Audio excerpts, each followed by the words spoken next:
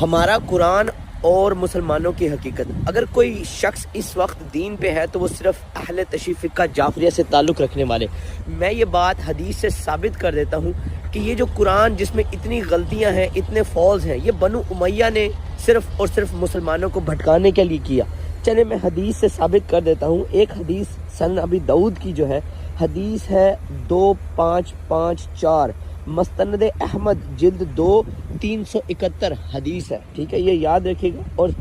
اور پھر سنن الکبری البحقی میں بھی جو ہے وہ 5ویں جلد 245 میں آپ کے سامنے لکھا مل جاتا ہے۔ مگر ہے تو حیرانی کی بات کہ یہ اس میں رسول اللہ کہتے کیا ہیں؟ رسول اللہ کہتے ہیں کہ اونٹ پہ سواری کرنے والے پہ لعنت، اونٹ کو ہانپنے والے پہ لعنت، اور جو اونٹ کی جو کھینچ کے جا رہا ہو ناپ، اس پہ بھی لعنت۔ تو یہاں پہ 3 لوگوں پہ لعنت کی جا رہی ہے۔ اب 3 لوگ کون تھے؟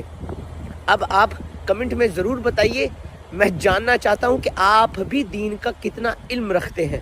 میں نے روایت اور حدیث دونوں لگا دی ہے تاکہ ہمیں پتہ تو چل سکے کہ صرف مسلمان اس لیے مسلمان بنا ہے السلام علیکم، یا آپ مسلمان ہیں، یا 3 جمعے چھوڑنے پر آپ کافر ہو جاتے ہیں، یا آپ کو دین کی بھی کچھ فہم ہے۔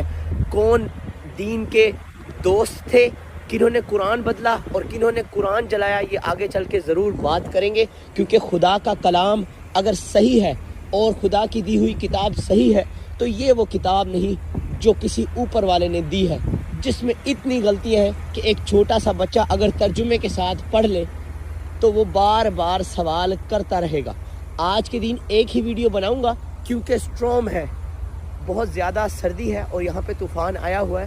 دعا کیجئے گا کہ جو لوگ رب سے اور اچھے کام کر رہے ہیں وہ جلدی اپنے رب سے ملے، اور میرے لیے دعا کیجئے گا میں جلدی اوپر چلا جاؤں اور اس اوپر والے کا دیدار مجھے عطا ہو، کیونکہ مجھے تمہاری اس دنیا سے اب کوئی بھی مطلب نہیں، نہ تمہارے پیسے سے، نہ تمہارے گھروں سے، نہ بلڈنگوں سے، نہ کسی اور چیز سے۔ اب مجھے تمہاری دنیا سے کوئی مطلب نہیں، نہ میں تمہاری دنیا کا ہوں، نہ میں یہاں رہنا چاہتا ہوں، نہ ہی میں تم لوگوں میں سے ہوں۔